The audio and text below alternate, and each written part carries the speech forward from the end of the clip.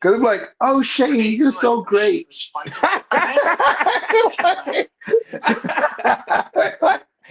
I was like, Too my shit was funny. hot too now. I Yeah, oh yeah, oh yeah. Straight up. that shit, Too yeah. funny. I Oh was like, man. yo, what happened with the Hilarious. studio? We supposed to do some studio. We all three supposed to be in the studio. That's true. Y'all ain't ready? Where is my Hey, snap? can y'all hear me? Yep. Oh, Hello? Yeah, oh yeah, you boy, good. You my good. brother jumped in. Oh, what's up? What up? What up? Tone is here? Yeah, Yeah. because I I'm asked in him, the house. I said, yo, Ted, the OG gonna be late. He said 9 o'clock. I said, if you could jump in, take a spot. I didn't think he was gonna come. Nigga Mm. showed up. I can't believe it. Tone is Oh the yeah. man. Yo, Tony, you see me? Hey, no, I didn't. But Hey, we got to make PBM great again. That's your new Yo. slogan. Straight up. Yeah, you stupid. Straight up. That's right. Yo, you stupid. Make Yo, it great all you right, don't see the again. video? You don't see me on the video?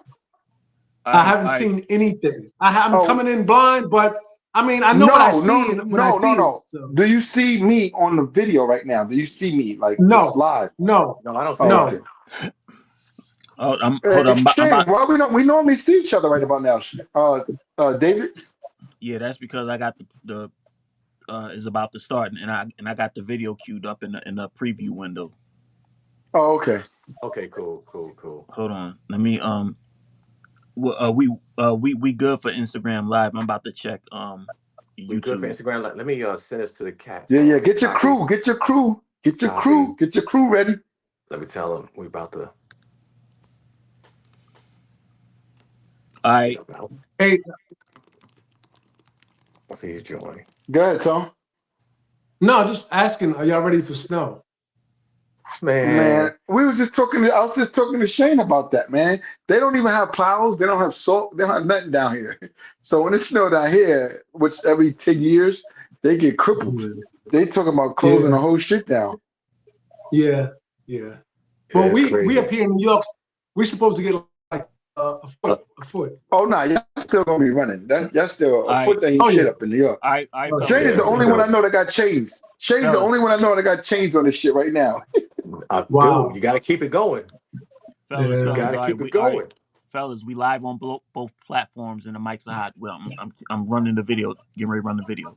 All right, let's All go. We right, all got it. right.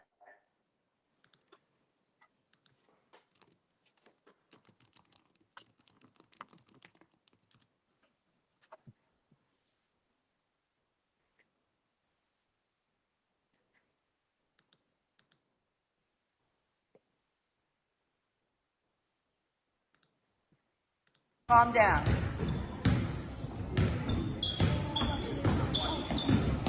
TJ.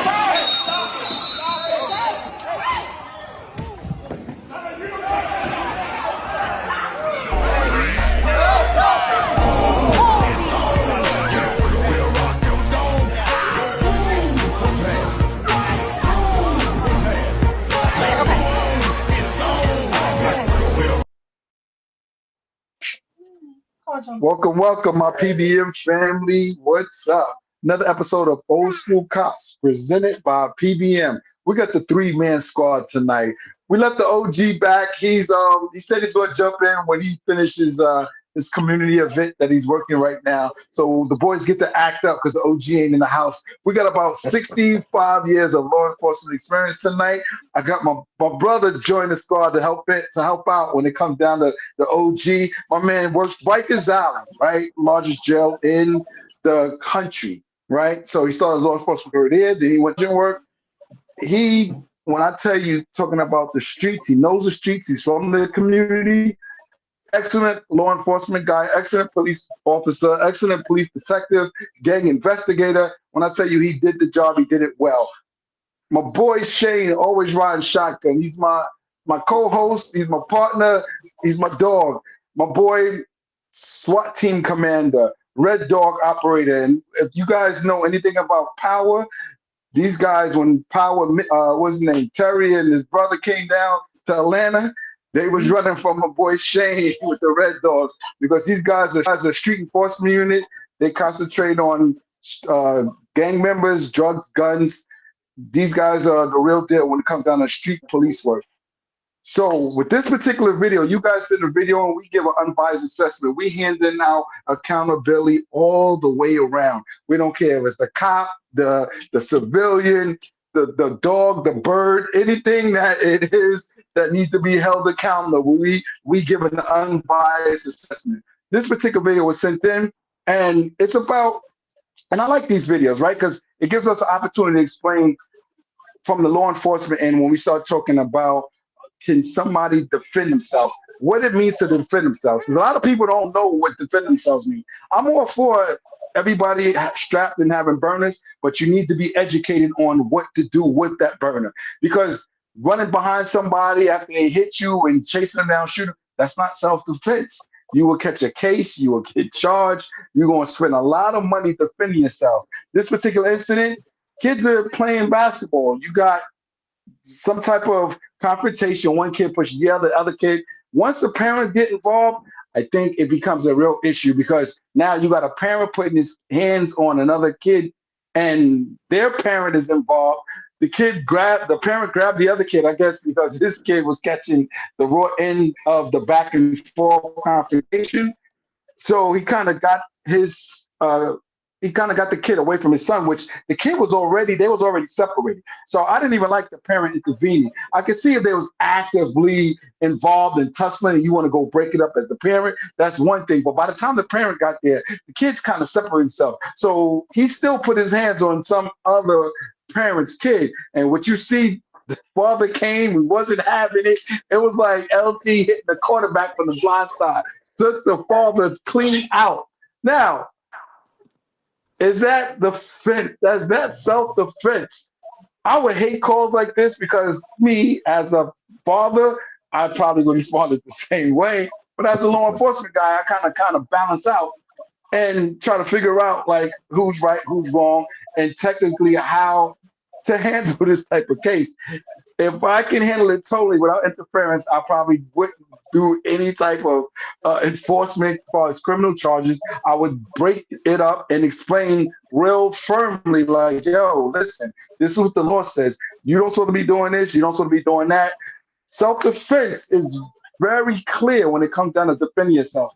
I sat in courtrooms. I watched judge explain it. He said, self-defense, you're only allowed to do self-defense to prevent the continuing act of you being attacked. You have to defend yourself. But if I come up and push you and run, I can't then go chase you down, beat you down, and say, yo, I was in self-defense. If somebody comes up and push you and then run, you literally, by law, supposed to call the police and say, I got assaulted by him. Or if they hit you, they smack you, they run. There's nothing to stop. Self-defense, normally, how it was explained to me by a judge, you have to stop the act. So just make sure you're clear on that. You have to stop the continuing act of being attacked. Somebody hits you and run, you chase them down, beat them down, that's not self-defense. Shane, go ahead, take it away. Yeah, I gotta agree with you. You know, I got 4 sons and a daughter, and I would have ran up on dude too. It looked like for me, it's like the mother jumped down from the steps first to intervene, and then maybe the Caucasian dad came over to talk to the child, and then LT came from the back and knocked him straight down. And really, the ref should have got involved. The ref saw something, they should have called the timeout or what have you and took it from there. As a parent, you really don't want to get involved. You know, it could be charges, assault and battery. You want to get yourself in that type of situation. The best thing is let cooler heads prevail, let the ref take over, and to go ahead to another day. But a lot of times it's difficult. Your son's playing, your daughter's playing, emotions is high. You're on one side of the team, you get to the other school, the rivalry, and it gets tight at times. It gets tight. But we just gotta be careful. When it comes to children, we can't touch them or put our hands on them at all. At all. You know, there's not a crime being committed. There was no knives, there was no guns, there was no fists being thrown. It was like a push and shove type thing. So Right. really, that's what's gonna happen with young juveniles anyway. Everybody get a little upset, testosterone is flying. We know how he was when we was 12, 13, 14 years old. This is what happens. Yep. Let the kids handle it. Let the ref handle it. As an adult, don't get involved. Don't get involved at all. Now, different story if an adult is attacking another adult. Right. different story, you know. But Mm-hmm. I got to agree with you, Joe. At this time, you just got to be careful. Don't get involved. Let coolest head prevail, and see another day. 100%. All right, Tone. No, I mean everything y'all said was correct. I mean, you know, it's a competition. The kids are out there, they're playing, they're competitive, and sometimes it gets a little bit too far. And as Shane says, the ref supposed to have come in. He's the law enforcement guy on the court, Right. right? And then when the parents come in and get involved, you are also the backup to the law enforcement, where you're supposed to separate the children. You're not supposed to get involved and let you know what. Let's let the process of the league take responsibility and issue whatever penalties and punishment to the children, right? But once the adults get involved and cross the line, now we have criminal activity. And I know it's not an easy thing to see your child getting assaulted, but you got to remember the setting that they're in. It's children. Get out there, police it, and just let the chips fall where they may through the legal process. When I say legal process, the policies, excuse me, of the league, and now you've entered the criminal justice system. So now you have another problem. And no, this shouldn't have happened. I agree. Let me ask you guys something. Have you ever been involved, right, with a situation you're at work, and by law you're supposed to handle it a certain way, but you're using your discretion, you're using your kind of common sense, and it wasn't per se by the book? Have you ever been involved in something like that? Um. And I'm gonna give you an example, right? I'll give you an example, right? I responded to a call of check the welfare of a child, right? The child called. So you got to, as a police officer, you go. Just remember, right now, the location that I went to, it was a block outside of the project, so it was a private house, but you can literally stand outside and see the projects. Just to tell you the environment that this household was in. So I knocked on the screen door was closed, but the main door was open. So I knocked on the door, right? And I was like, police. And it was an older gentleman sitting in a recliner. And he looked at the door. He said, I didn't call you. I said, well, I got a call that this is what he said. I got a call that someone called the police. And then he pointed across the other side of the room, opposite room. He said, I think he called. So I looked all the way on the other side of the room. I was like, and then you could see it was a young.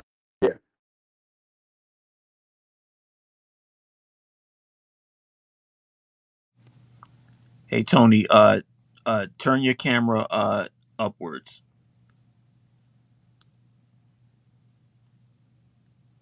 No, flip your camera. No, flip your camera the other way. Like the selfie mode. Like in selfie mode. Oh, sideways. Yeah. Like what happened to Joe? I'm I'm horizontal right now. I didn't touch anything or move anything. Oh, Okay. he's probably on the computer. Remember, the computer blocks it, puts that Oh block on yeah, it. yeah, that's right. That's right. What happened to Joe? Yep. I have no idea. He's probably on that call in Brooklyn. Okay. Shane, you wanna read any comments that's in the chat? We're both on YouTube and IG Live. Yeah, sure. I'm trying to look at the chat. Let me see here. No one's saying anything as of yet. Picture Stupid on at the moment. Okay. Yes, we are. I think. Yes, we are. Um, I wish we had more information as to what Joe was trying to explain right, exactly. Well, to I move guess you know forward. we've all had times where I guess it's officer discretion involved. I know for me, a lot of times on a traffic stop, a lot of times might be at a domestic violence case or what have you, a DV at the home, what have you, and so I can kind of see where it's going, but I guess we need a little more information. That we've been in those positions and we've Yes, handled it, I would say, unorthodox, but right, it solved the exactly. problem. Exactly. Exactly. You know, um, I mean, I had an incident where I got two of them separated. They both kind of boxed each other up, something serious, but they both agreed to leave. And I feel like, you know what? I'm like, you know what? Technically, I was supposed to arrest somebody, but I didn't. I was like, you know what? You going? A sister went and picked up the young lady. The brother came and got the brother, disappeared.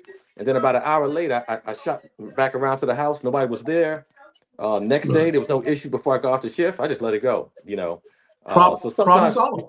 yeah, exactly. You know, sometimes it's, you know, it's just officer discretion. I didn't want to go through all the paperwork. It seemed like things calmed down. They would at each other. They both was drinking. They both was inebriated, things of that sort. So, you know, you can call that, Yo, you know, unorthodox. But we got through it. Hmm. yo, y'all hear me? Yeah, Joe, you disappeared, Yes. bro. Yo, I was talking, right? And then I was just start hearing y'all. It was like, what happened to Joe? I was like, yo, what happened? Y'all just started talking. And I was watching, y'all heard the whole thing. And I was like, yo, I'm right here. I'm right here. You said you Yo, was Wow. kept Dave, asking we going live tonight. I'm like, yeah, jump on. I said, yeah, we yo, going live. you did good though, Shane, picking up the pieces, man. That's what a partner do, man. I like that, man. Hey, we got to Yeah, keep it yeah. going, man. Got to keep it going. Yeah, Again, we got a few people in the house tonight. If y'all have any questions for the squad, just ask them. We're here talking about self-defense and whether officers, right, get in situations where you don't follow the policy and procedure to the T because it conflicts with what your natural beliefs are. So I was giving an example how I went to a call where it was a 12-year-old. He called the cops on his father. It was an older guy. You could tell he had a kid at a young age, but he had that old school mentality. So I got to the call and he's out. I asked him, can I speak to the kid outside? He's about 12, 13 years old. I was like, so what's the matter? He said he beat me. He beat me with a belt. I was like, okay, so what happened? He beat me with a belt. I was like, why? He said, because I was cutting school smoking weed and got caught. So now he beat me with a belt. So I'm like, okay, so did he hit you with the buckle? Where did he hit you at? You know, I'm giving a whole assessment. He hit me in my legs. Nothing happened to the head. Has he beat you in the past? When he beat you, what happened? Only when I do something wrong. Okay, so how does he beat you? Yeah, he just normally just hit me. Like I was like, so what you did is you got a good old fashioned whoop. oh man, there he go. There he go. Yeah, so I guess he's saying he got a good old fashioned whipping. So as he was going through, you know, running down what type of beating, there's nothing he can do really. You know, the dad did what he's supposed to do. It's not brutality. It's not child endangerment. You know, the child admitted that he ran. You know, he ran from school and also smoking weed. Right. And you know, old school Right. dash like, yeah, go ahead, dial 911. I'm sitting right here. Call him. Do what you got Right. to do. That's probably what could have happened. You know. So at that time, Joe Right. probably used his discretion, and be like, you know what? Hey, young man, you got to stop doing what you're doing. Yes. You know, stop cutting school, stop smoking weed. You want to get a better outcome. You know, other Hmm. officers would have decided if they're behind on arrest, they might have took pops in. You know, just They would because charge you. child abuse, they could have called Yes. CPS, something like that. So Yes. I think Joe used great discretion and probably not doing anything. Probably was an easy call and just kept it moving. Right. I mean, and you know, it's crazy because when you look at the various generations, that's how we grew up. And Joe, you know, I mean, I said he vetted everything to make sure that Right. the kid wasn't hurt or abused or damaged and scars and marks. But I mean, at the end of the day, the father was trying to protect his child from drugs in the streets, and he did the right thing. That came from the heart. Yeah, yeah. But let me tell you the downside of that, right? So I cleared a call. I cleared a call, and as soon as I cleared a call, a sergeant picked up the mic. He said, "I need to meet with you." Right? So I meet with him. Right? He says, yeah, it's a child endangerment call. I got to do a follow up. I know you know what you're doing, but it's just new. We got to follow up to see how the officer handles it." So I said, "All right, cool." So I explained to him what happened, and he's looking at me like, "You know, you're wrong, right?" I was like, what are you talking about? He's like, do you know what an assault is? I was like, Huh? yeah. He said, was that kid assaulted? I was No. like, not in my eyes. he said, he said, Right. you're talking like a father. I need you to be a police officer. The elements of assault, was that kid assaulted? I was like, I'm not locking that dude up, man. He said, Mm-hmm. I'm going to go on your judgment, right? He said, but if we come to work tomorrow and that kid is dead, there's nothing that me or the police department, they're going to just cut you at the knees, bro. Like, you supposed to lock him up. You are, you're responding like a father and not a police officer. That kid was assaulted. You don't know the background, the history of that family. You don't know whether he's being abused in the past. You don't know nothing that's going on. I said, if I can't decide and make a judgment call Mm-hmm. based on my training and experience, whether this kid was being abused. If that kid, right, was to end up dead from that father, Mm-hmm. I wouldn't even want the job no more. I'd be mentally messed up in the head that I didn't Right. do nothing to save this kid. Right. I assessed it. I'm 100% sure it was a kid that deserved to get his ass whipped Right. because he was acting up and the father didn't abuse them, he disciplined them. Right. And But he Joe, was like, for you, you ask the right questions. You ask right, the questions to that. Hey, has this happened before? Has it happened in the right. past? When did you get beat? Right. Oh, when I'm bad, I'm disobedient. That's when I get. That's a parent. So now you're saying you can't parent your child. Now we kind of, it's a thin line. You know what I Yeah, mean, Joe? yeah, I yeah, agree with Shane. What you did was you vetted it properly to distinguish discipline of a child to abuse. And based on your training experience, Yes, you Lord. determined that he right. was not abused, he was being disciplined. And that was that. Yeah. And that's bad to say that we don't have the discretion or you can get in trouble. And the next day at roll call, he made that like he made that a part of roll call training. And officers was like, Wow. yo, you put your job on the line for a family you didn't even know. I was like, dude, if I can't make a decision on whether I said I shouldn't even be doing this job. I said, Right. yo, if that was the case, yo, I would probably be arrested because I got boys and they all turned their adults now. They got their ass wet when they messed up. Like they wasn't abused, they was disciplined. And I'm totally in agreement with you disciplining and not abusing your child. So I said I'll live with that, yo. I'm here for him. Because if it was one of You y'all, know, they would have locked his ass up. And come on, Joe, really? just to add, I just want to add to that, right? I've had situations where I've made not a traffic stop, but I've pulled up on a vehicle and the individual's in there knocked out. The key's in the car, but he's not driving, but he's Right, inebriated. right, Technically, he had access to move the vehicle and right. drive, Yep, and he could yeah, be arrested for DUI. What you do, take the keys and call somebody to come pick you up, and the problems are, I could arrest him for DUI if I dotted the I and crossed the T, right, but right. I didn't do that. I didn't do that. Nah, you can't. And it's just bad to say. Like, where's the line drawn? Because all these cops, right, that told me like, I just locked them up. I'm not putting my job on the line for some family. But that's you putting your life on the line for families every day that you come out here. So why not do the same in this type of situation? And then I started thinking like, yo, it's because they was white boys and we was in a black community. Like, why would you do it? Would you do it in their community? It really messes with your mind. That's why I be telling people, yo, stop, don't be so quick to bash, law enforcement and joining because you could be the difference. I know I made the difference responding to that. Because if it was one of them boys that I was on platoon with, they'd have locked them up. That family needed me to respond to that call. You Yeah, see what I'm saying? yeah, Exactly. I get it. So yeah. it's I just, think we, I think we've all been in those situations. Honestly, yeah, we've all been in those situations. yeah, And you yeah, know what? because, Thank God the decisions we made based on the proper vetting, they turned out okay. They were good yep, decisions. very good decisions. Who we got? That's OG. OG joined the live. Oh, Joey I'm joined here, us. I man. sent I'm him here. up. Wow. Okay, I'm Wow. okay. here. The I'm, OG. I'm Wow. trying to Terry get my Golden. Yeah. get my stuff together. All right, you want to chime in? You know what we're talking about? Not really.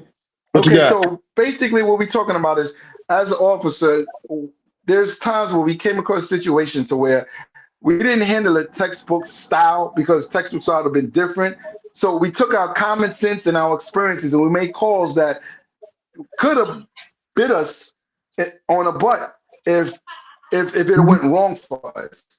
And I gave an example how I went to a call. It was a young kid. He called the police. He said, I was told that your parents don't supposed to hit you. His father was an older guy. You could tell he had a kid at an older age. The kid was 12, 13 years old. He beat the kid, right, with a belt because the kid skipped school and he was out smoking weed and he called the police. So when I get there, I do my assessment. I'm making sure like this is not abuse. Did you get hit with a buckle? Did you get hit in the head? How many times do you get beatings? When you get beats, what happened? He was saying only when I do something wrong. No, he hit me on my legs and my butt. He didn't. So I gave a real in-depth, you know, assessment to make sure this kid wasn't getting abused. So I went to explain to the kid, no, your father disciplined you. That wasn't abuse. What the school is saying, if you're getting abused, you get hit with buckles, you're getting broken bones, you're bleeding, this and that and the third. So he understood. I left the call. The sergeant quickly met up with me right after I cleared the call. He said, because it was a child endangerment call, I got to follow up on how you handled it. He says, I know you normally handle everything like you never handle, but I just have to communicate what happened. So I told the sergeant was like, you know what an assault is? I was like, I'm not locking that dude. He said, officer, do you know what assault is? And I was like, yes. He's like, was that kid assaulted? I was like, I'm not locking that father up for being a father. There's a difference between discipline and abuse. I made the call. He said, if we come to work tomorrow and that kid is dead, right, then you are in major trouble. And I said, if that kid is dead, I'm not worried about what the police department do. I'm worried about what my mental is going to do with me because I made a decision that cost this kid his life. And I'll be more hard on myself that I made the wrong call than anything that the police department could do to me. I said, because I'll be questioning myself, is this really the job for me that I can't distinguish abuse from discipline? So he's like, I'm not going to say nothing. We're going to just rock with it, but I'm just letting you know. So the next day in roll call, he used my example as a training and pretty much disagreed with how I handled it. And there was a bunch of officers there like, yo, dude, you put your life on the line, your job and everything for a family you don't even know. I said, every day we put our life on the line for people we don't know. I'm not going to let that man go to prison or jail, catch a charge for disciplining his kids. I got 3 boys. Yo, I discipline. That's very similar. I'm not going to lock him up for that. But by the law, it wasn't an assault. And I had other cops come to me. I just locked them up. I just locked them up. I'm not putting my job. I said, you put your life on the line, but your standards or your morals and values, you're not going to save this man from going to jail for something that you know he did was right. Like, because we got a broken system. We're supposed to understand the system and be the checks and balances of how we enforce the law. I said, I'm not doing that. They was like, well, I'm not doing that. I was like, whatever. Nothing never came back, but we just talking about incidents to where you make the certain decisions that could really cost you because the department is not going to back you. It's cut and dry for them. And then I started thinking like all these cops that was around this table in roll calls, a bunch of white boys, and they was like, yo, I don't know, man. I just locked them up. You risk your whole job for a family you don't even know. And then that's why I tell my audience, yo, when we talk about joining, this is exactly a perfect example of explaining how you're affecting people's lives. This is what you're supposed to do. We have a system that's not perfect. You come in and bring balance to that system. So don't shy away from law enforcement. Be a part of that change. Be a part of being there for them. Because I'm glad I was there versus anybody on my platoon because he'd have been locked up. So when you surrender your discretion, then you might as well stop doing the job. You're because every opportunity you get to do your job, discretion plays a role in it. Whether it's somebody pulling a gun on you or some woman tearing her kid's butt up because he don't know how to act. You know, right. We're all caught up in that situation because I'm a father of 4 sons, and I can tell you this: I did all I could not to exercise that necessary discipline. But it got to a point to where I had to let them know that this is my house. You're gonna follow my rules.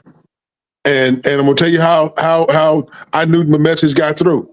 My oldest son, his second trip to the basement, when I got down here, he's standing here with his underwear on, waiting for that butt whooping.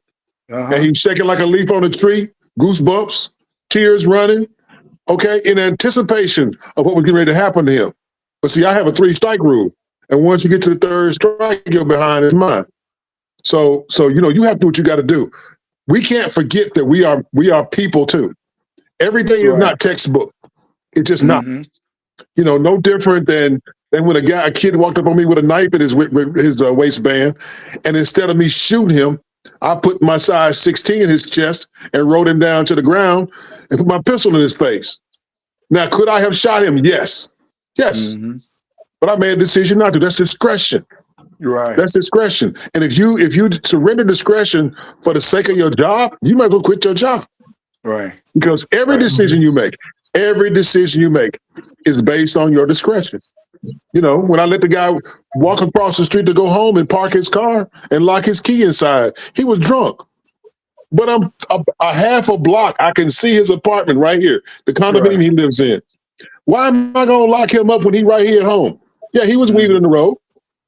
But it's 4:00 in the morning. Young white kid, 21 years old. DUI going to ruin his career. You understand what I'm saying? Yeah. So you make decisions based on the circumstances, and the rule always is what, Joe? Once you put your hands on them, where they going? Yeah, they belong to you. They go to jail. Go to jail. Yeah. But if I ain't got to put my hands on you, guess what? Right. Anything is possible then, because the stats don't matter. People do. 100%. What about users, guys, on Instagram said, spare the rod, spoil the child. They said they thought you did good, Officer Joe. Oh, okay. It's a true thing too, I because appreciate that. especially for our boys. I hate to say it, but for our boys, me included, I got my last tune-up at 16 years old. I was 6'2". And you know what got me, right? Street lights. The street lights got me. Yeah. 100%. That's all I got to say, right? Hey, OG, I'm gonna put you onto something that one user. I want to. Hey guys, go ahead. I'm sorry. One user said it seems like, based on what OG said, it seemed like discretion is only practiced in certain neighborhoods that lack color. And that's what's crazy though? That's where I was just about to go, because me and Tone talked about this, right?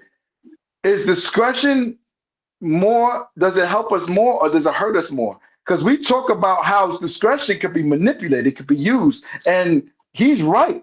Why can't we use discretion in our culture, in our neighborhood, but outside of the neighborhood we use discretion? Remember we talked about that before, Tone. We see other officers that use discretion in other neighborhoods, but as soon as they come into the hood, there's no discretion meter. We see that. I wanted to chime in when y'all finished. When we used to work the Shockoe Bottom area, where it's the red light district where everybody's drinking, right? The black guys, when they get stopped leaving the establishments, they get the DUI charge. But when whites get stopped by whites, they ask who they want their car towed to, they put in cabs. That was the norm. Yeah. That was the norm. Wow. Yeah. And that brings up a question, OG. Should we take away discretion and standardize it, or you give them discretion? Because it's like a catch-22. As my grandmother, God rest her soul, she's like, damn if you do, damn if you don't. Because we've seen it been manipulated against us. I've gotten more stink, or I got more stink from how I treated white people than how I treated black people. When I did my job the way I always do it, and I did it in their community, I caught heat. Yeah. For writing store tickets at night, for pulling the white woman over and having her get out the car in the rain. Right. I had a guy. He was, as far as I was concerned, he shouldn't drive away from me. He was weaving in the road. He tested 0. He didn't have no alcohol in the system, but he was high on something. And the supervisor said, let him go. And I went, if somebody dies tonight, it's on you. Okay? Because if it was Ted Golden's responsibility, I'm going to lock him up. So you're saying release him, and that's what's going to go in his memory bank, because if he drive across the town and crash and kill somebody in this big old panel van, it ain't on me. It's on the supervisor. 100%. because the, doctor, 100%. the guy with the breathalyzer showed up. The DUI guy showed up. He Right. blew zero, nothing. But pupils are dilated, slurred speech. He can't pass the test, Show the sobriety. roadside test. Yeah. I mean, he can't touch his nose. I'm sorry, can't walk a straight line.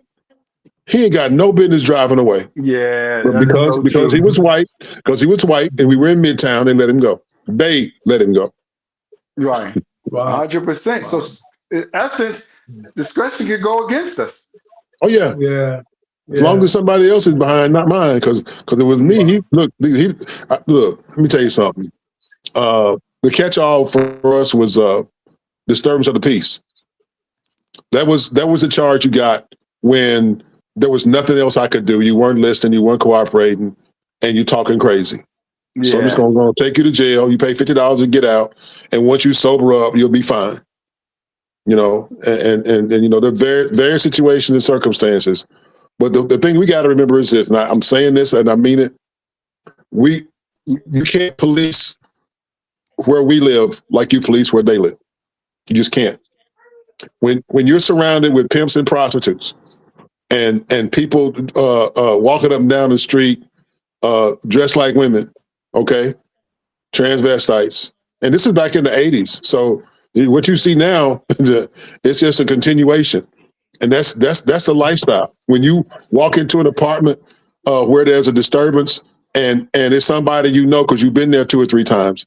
You know, my partners they were in the hood a long time before I was there.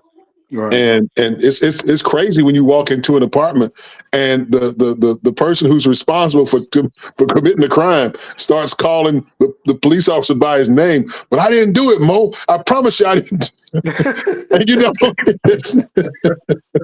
no, he did wrong. No, he did wrong. The girl bleed from the mouth. You know he hit her. So Yeah. you know it's what you do. You do what Mo did. You give him the handcuffs, put him on him, and take his butt to jail. He did a little bit more, but I won't talk about that. Even though the statute of limitations is expired on it, I'm still not going to talk about it. But Yeah. Yeah. Hey, Shane, I know you got something. Go ahead. Shane? understand. Well, so look, you heard it from the squad. This is what it is. Discretion. Damn if you do, damn if you don't. Just be careful, like we say in all our videos, right? If you got problems with the police, the side of the road is not where you fight that fight.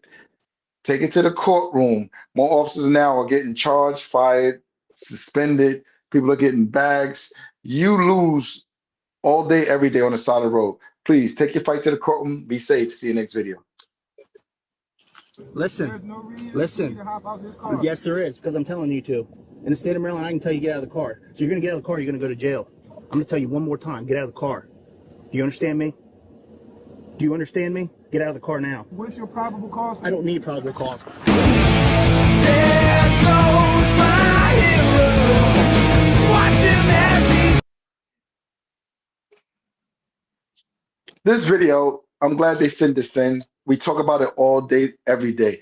Please stop trying to be a street corner attorney. He's talking about what's your probable cause. The officer has the right to tell you to get out the vehicle, and you have to get out the vehicle. There's no ifs, ands, or buts. You have to get out of the vehicle. What you do, right, when you don't get out the vehicle, you give the officer every right to break your window, to put hands on you, and to remove you out the vehicle. Mims versus Pennsylvania is case law. They have the right to get you out the vehicle. Whether you agree with it or not, all the officer needs to do is relate whatever it is. His reason is to safety. You could disagree. You can't win that battle right then and there. Please just get out the side of the road. You're going to get hurt if you don't get out the side of the road. I've never seen somebody, no, I'm not getting out. You don't have proper cause. And officers, okay, you're right, and I walk away. It just escalates. Officers like to use that as a retaliatory measures when you are standing up for yourself, when you are challenging the officer's authority. They quickly go to Mims versus Pennsylvania and say, all right, get out the. I've seen it over and over again. Oh, why you stopped me? What do you mean why I stopped you?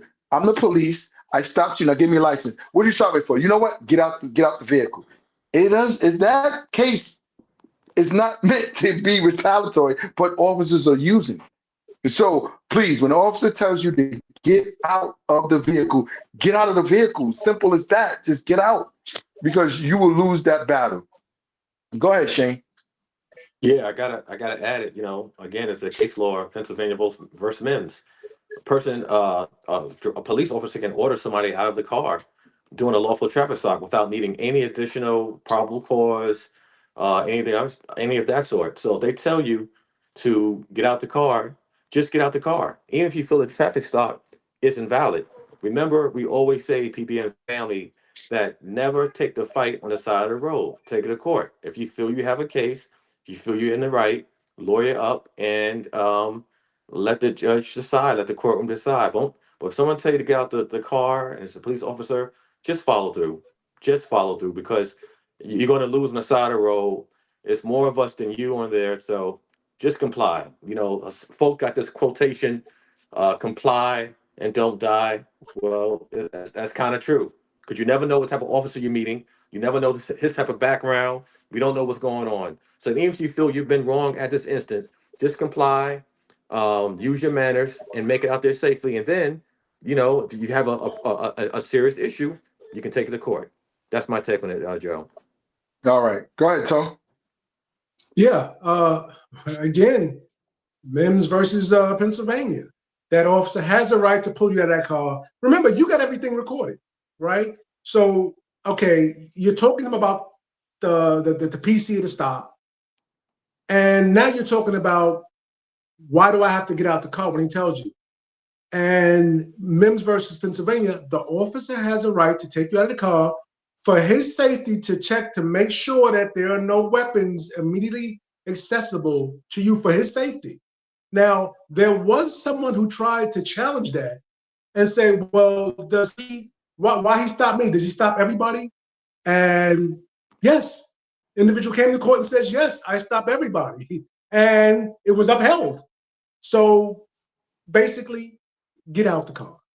Just get out the car. And if you feel you got something, you got your footage in court, bring it to court. If he doesn't have PC, but just get out the car. Like you said, Joe, over and over, the fight is in the courtroom. It's not you on the street because you will lose all Every the time. Go ahead, Yep. OG. Close it out. And man, I'm a prime example. 21-year-old graduate student at Memphis State University, getting a master's degree in criminal justice. Probation officer, juvenile court.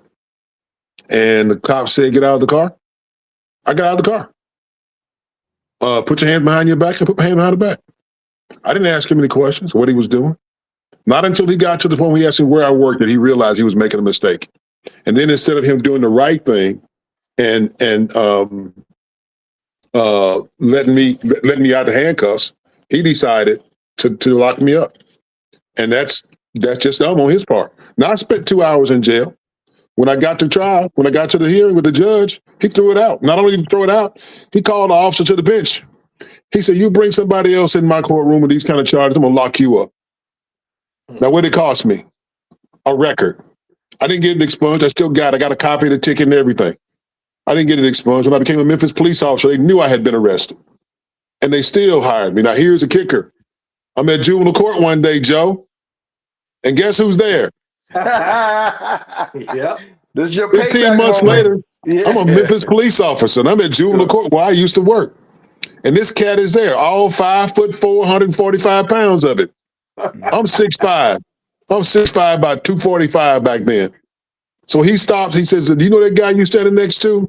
And the cop looked up at the sheriff deputy, looked at me, and he said, "I don't know him. I don't know him." He said, "Ted Golden." Dude turned purple and walked out the door. He didn't say nothing else. Wow. But now I got a gun, a badge, just like you. Say something. Yeah. Say something. 100%. Say something. 100%. Listen, people, when I tell you I love when OG is with us because he can tell you very relatable incidents. He's been arrested before. Law enforcement, city cop made his way to the feds. What we're talking about right now, Real life. take it from him. Just take it to the courtroom. The judge handled it. If I Yeah. know they give and I'm not blind that to say like, yo, it got to be an act of Congress for it to happen. No, they do give the officers the benefit of the doubt. But when it's blatant, you have it on film. I've seen it over and over again. You put the judge in a situation where he can't look out for the officer and he has to handle it like he's supposed to handle Mhm. it. They're Hey, getting dealt with. Joe, the chat room says we love OG. OG is the truth. Yeah. I've been through some Look, changes, y'all. yeah. Hey, now let me say this to you. I got pulled over when I was in San Francisco. I get pulled over. I saw the cop following me. Saw him following me. Right. And I pulled over at the mall and I waited for him. 2 o'clock in the morning. Just got off work. He goes, "Where you going?" I said, "I'm going home." He said, where are you coming from?" I said, "I'm coming from work." Let me see your driver's license. I showed him my badge and my credentials. "Well, no, I want your driver's license." I said, "You're not getting my driver's license." Hmm.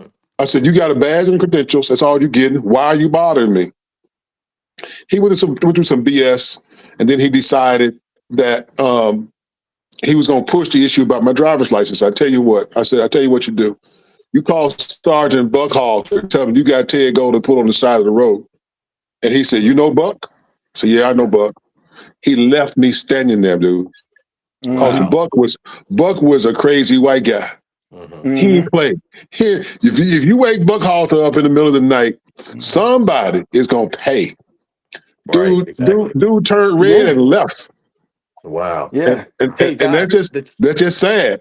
But the other side of it is this: they feel like they own you, even when you got a badge.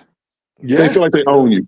Yeah, You know. And that's a yeah. good segue there, OG. They got a question. Tony, they said, do you think some of the cops, when they stop us to arrest us, do you think they want to give us a record so we won't qualify for jobs to work side by side with them?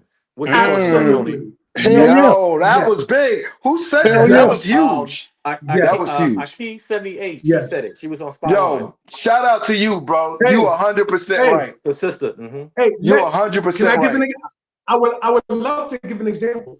Yeah, Go go ahead, ahead. Tony. Joe, do you remember that guy, Tony Brown, who Yeah. Yeah. you He remember him? he used to He do was going through the ride-alongs. police He academy? used to do ride-alongs, Yes. right? Yeah. He was a police candidate. This is a black guy, a police candidate. Anyway, he was in the park after hours, right? The police came and said, "Hey, park's closed. What are you doing here?" They wrote him a ticket. While he was there, it was white kids in the park. They said, "All right, park's closed. Y'all got to leave," and made them leave. He got disqualified from the Richmond Police Department because of that very incident.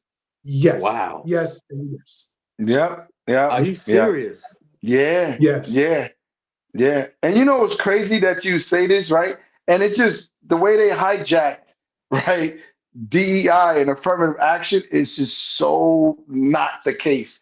And I don't mean to get political, but it is, right? When I went through the process, and normally just for the audience who don't know how it goes, right? When you take the test, then you get called to take the physical. You get called to take the psychological. There's stages that you get called. Normally, you are with a group, the same group. So you're constantly moving through Moving the whole process together. process. So you Yep. start seeing people like, oh, I see you at the site. Oh, you made it. And you give it fives. Yeah, we're going to be together. We're going to look out. But you start seeing people drop off, Mm-hmm. right? And the thing that I really noticed, right? Because you're sitting in the lobby and you're sitting in the waiting area and you're waiting to get called to go whatever test. Now you develop a rapport with them. Now it's always dominated by more whites than it is blacks, right?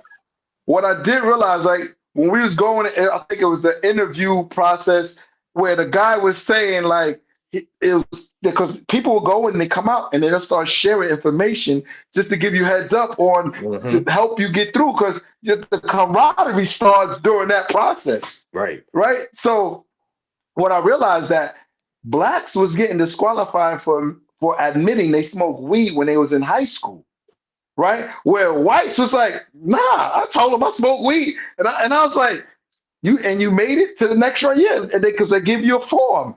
Here, you pass, here's your next, you go to the next step. Whites was literally saying, oh nah, I told them I smoke, I told You see a black dude go in, he came back. He said, I'm done, bro. I told him I smoked weed when I was in high school. I can't make it. So you go in the next, you be like, nah, I never smoked Mhm. weed. You just start straight lie because the meter was different for Right. blacks. Yeah, It was But totally yeah. different. Joe, that's a good segue in OG. A comment asked, a question they asked for us. Has it been harder for you, with that statement you made, Joe? Has it been harder for you, gentlemen, as black men on the job? And if so, how did you overcome that? Because of what's going on. How did you guys, how has it been hard for us and how did we overcome it? Joe, Well, go ahead, Tom. no, I was going to say, why don't you give the example how you and I wanted to ride the motorcycles, the police motorcycles, Yeah. in the police department so we can have a special assignment and work. The white guys, they sign up for the class, go. Same thing with the radar. They would sign up for the class, got it. Yeah, I like to go, Sergeant. They don't have no openings. I'll let you know.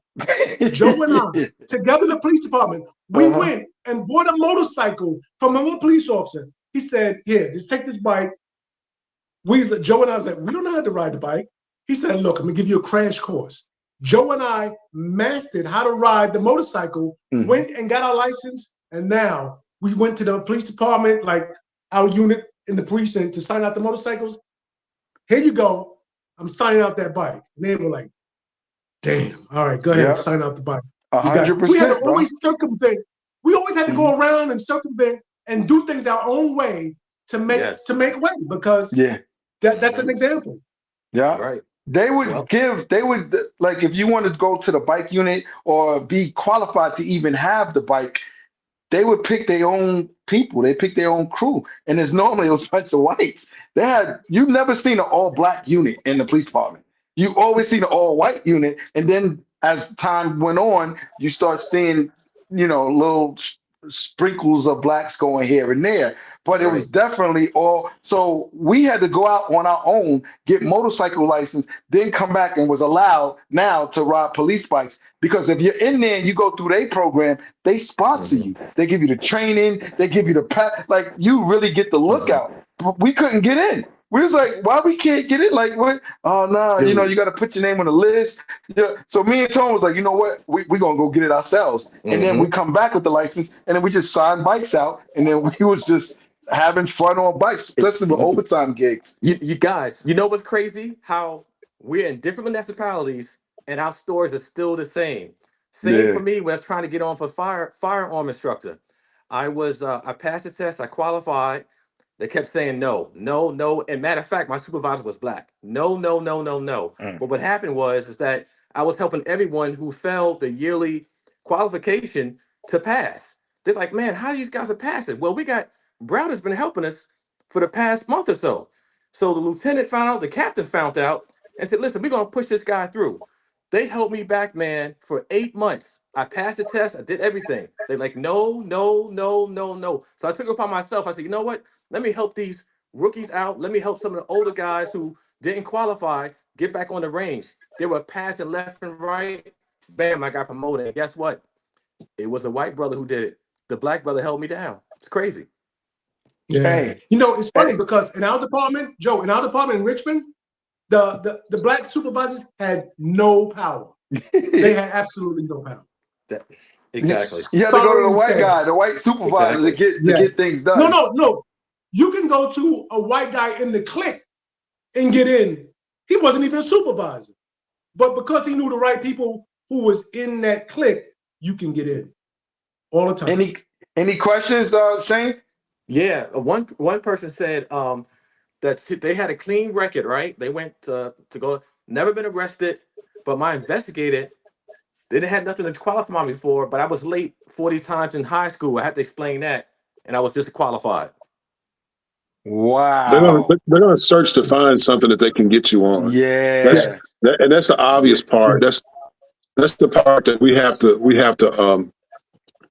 have to overcome. And the only way to do that is make sure when you go to a place that you're in a place that's going to be receptive to who you are. Right.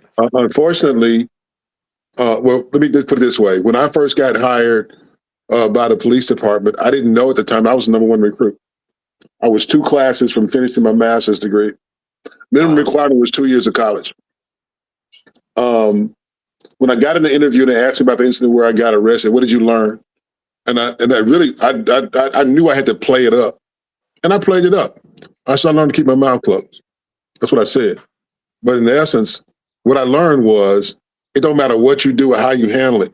If they want to take your black ass to jail, you're going to jail. That's all there's to it. Even if you tote a badge and a gun. Now, what I did learn was how to handle it. And when I've been confronted a bunch of times by cops that were wrong the way they approached me, number one. But once I badged them, they didn't have a choice but to listen. And most of the time, they were trying to dog me and to do something that you know you weren't going to do anyway. Right. But because I had a badge, I was able to flip that situation around to where it came out to be a positive for me. Unfortunately, we give them a lot more benefit of the doubt than they give us, and I'll just say it that way. And even now, I hate to say it, but even now, we run across black cops that don't know how to treat people, and I held my tongue on numerous occasions. Had a young lady who was getting back during COVID. She was they're going to arrest her and tow her car in because she had an outstanding ticket.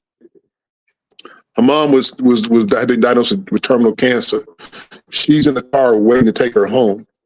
And what I was trying to do was get the cop to let me park her car at a neighbor's house, wasn't even half a block down the street, rather than tow the girl's car because she's struggling already with her mom with cancer. And he told me, no, I'm in charge of this scene. So I called my son, who was a police officer, and I said, what do I do? He said, ask for a supervisor. When I asked for the supervisor, I'm the supervisor. I tell you what to do. Well, here's a dumb part. His daddy was a deputy chief. And when I called my son and told him what happened, he said, I'm calling the chief right now, and I'm going to let him know I'm writing his son up. Because when you ask for a supervisor, you're supposed to do it. And everybody out there like me and you, and that's the part that was hard, is that we think that just because we in charge, when in actuality, you still got rules and regulations you got to follow. And that's the part that folk don't get.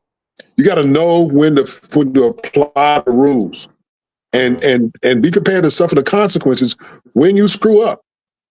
I can tell you this right now. I never got yanked for being disrespectful, for going outside of my responsibilities. The only time they talked to me was when I did something and somebody came to the precinct and complained, and the complaint was not legitimate either. So nothing ever happened to me. But the point is, most of us come right, Joe. We come right, most of us. But every once in a while, you got some clown that don't know how to act, that embarrasses everybody and makes you wish that you weren't black because they do some stupid stuff. That they got to take care of later on. And my thing is this, look, what did the chief say here in DeKalb? When you out there on the street, act like your mama's standing right beside you. Would you do this in front of your mama is a question, would you? Exactly. And nowadays with videos, Right, exactly. Mama might get to see you anyway acting a clown. I wanted to talk about how we had to get around things to get what we wanted in the police department because we just didn't have access, fair and equal access. But if y'all remember and I'm gonna go back, I know I wasn't around in the 50s and I'm here in the late 60s, but 60s, 70s, 80s, you rarely saw a black police officer or a Latino police officer. You rarely saw a minority police officer. And one of the things that the police departments in the country were weaponizing was the psychological. And they would have it to where, okay, they would look at your whole record, all your paperwork, and they would say, well, yeah, I'm sorry, you get the letter. We're gonna disqualify you because your mother and father weren't married when you were born, or when you had your child, it was out of wedlock, or when you graduate. Well, you didn't graduate. You got a diploma, a GED, but you had a college degree.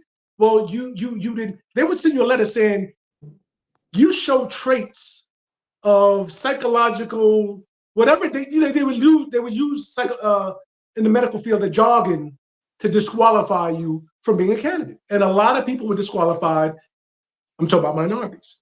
And even earlier on, they had a height and weight restriction. So you couldn't even apply at all back then. But that's what they used. They weaponized certain parts of the process to eliminate candidates. Exactly. Guys, we got a New York State off-court officer. She's agreed with everything we were saying. She's on the chat.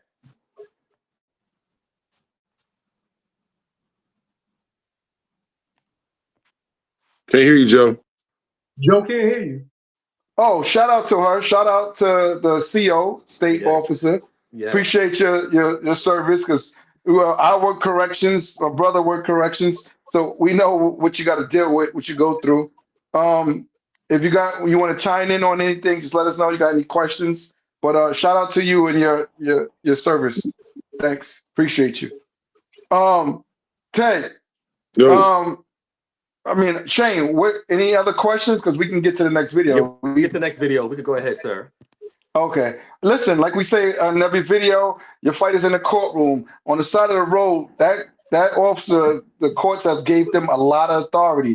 Don't get your ass whipped on the side of the road trying to prove a point, whether the officer was right, whether he had probable cause. If he tell you to get out the car, people, please get out the car. Because if you don't get out the car, you're going to get beat down. Your window's going to get broken. And for what? Just get out the car. Your fight is in the courtroom. Officers getting more now arrested, suspended, charged, fired, terminated. Like, I want y'all to get something, right? Don't give them the authority to use force on you. And you do that when you deny getting out the car. So get out the car. Please be safe, and we'll see you next video. That's enough. I'm done. Either you fucking take me to go piss, or I'm fucking dead. No, take me. Have a fucking seat, bitch! Have a fucking seat!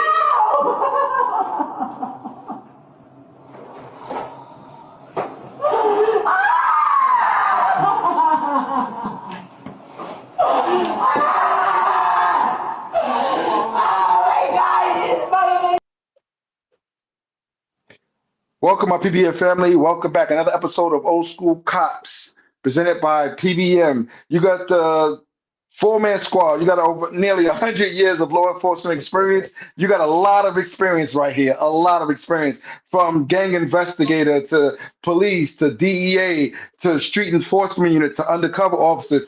It's a lot of experience here tonight, and I love the videos. I appreciate the support. You keep sending the videos. We'll give you our unbiased accountability assessment. We handing out accountabilities to police officers, civilians, dogs, you name it.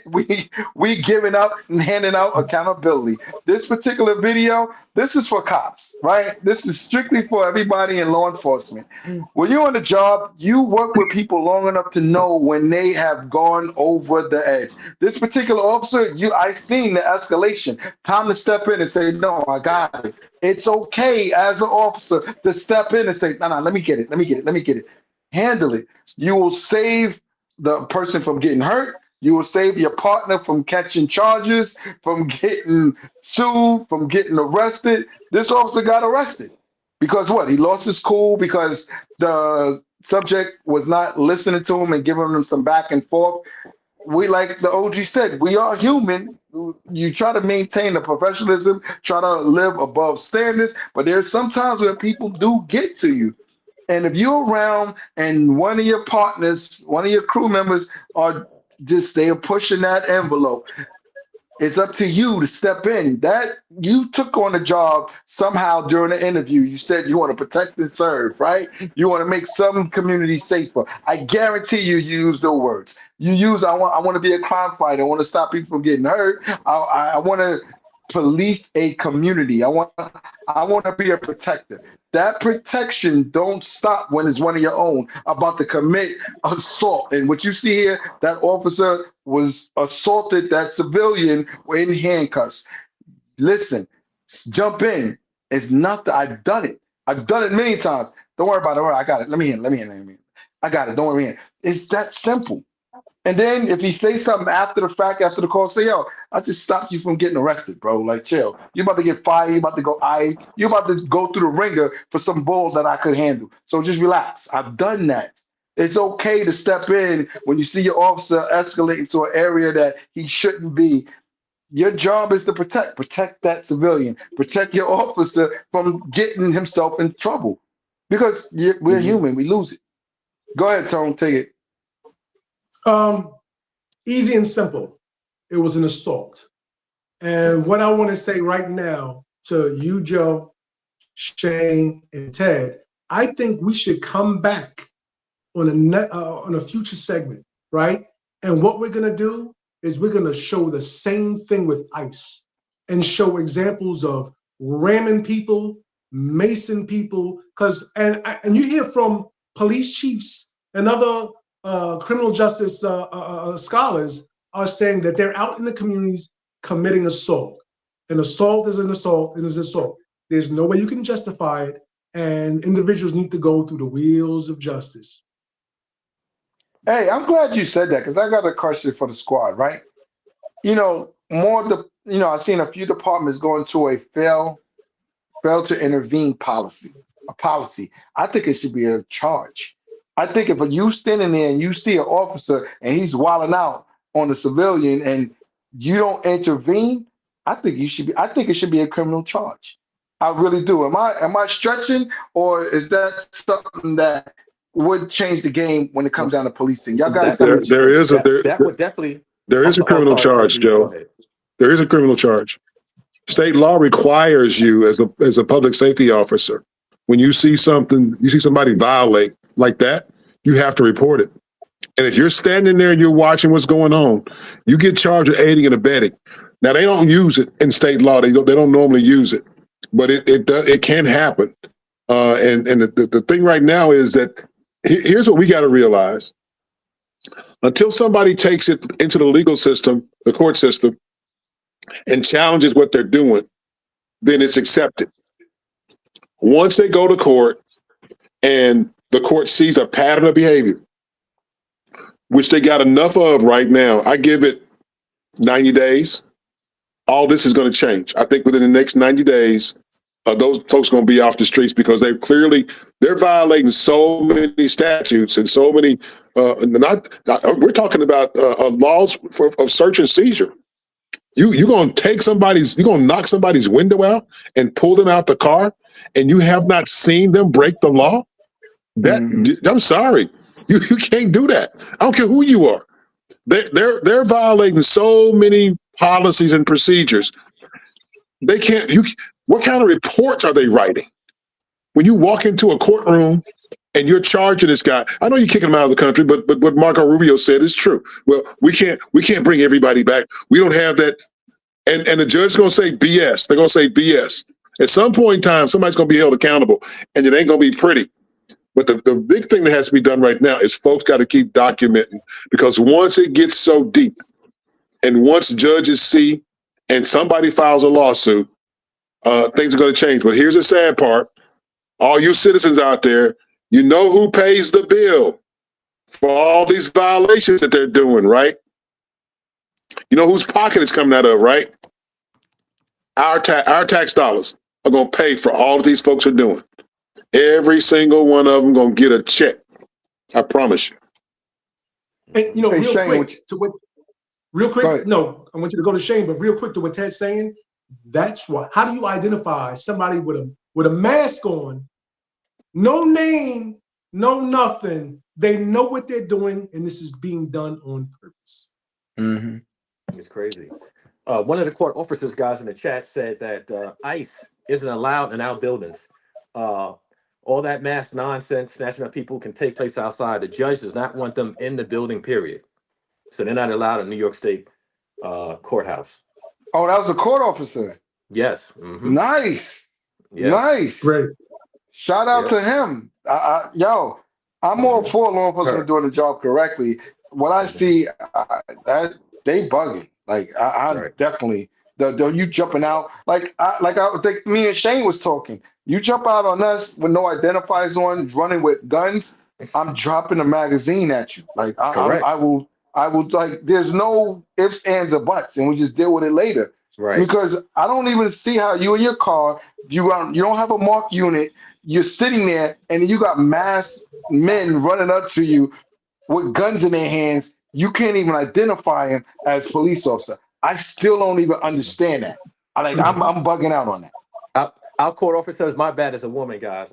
It's my bad as a woman. But to piggyback on what you said, Joe, Uh-huh. really, if you run up on me and you had a mask, remember, there's a charge called impersonating a police officer, right? Right, I don't right. know who you are. If your Nope. mask is coming to your face with a ski mask and you have an emblem that says police and you run up on me, Right, I can't allow that to happen. I got right. too much training to Yep, see that coming. I'm yep. going to take cover. I'm going to go to the concealment. I'm going to do what I know how to do. I was trained Yeah, very well to do it. You can't do that in society. I think it's egregious. And going back on a point you mentioned before, Joe, as far as if you see something, say something.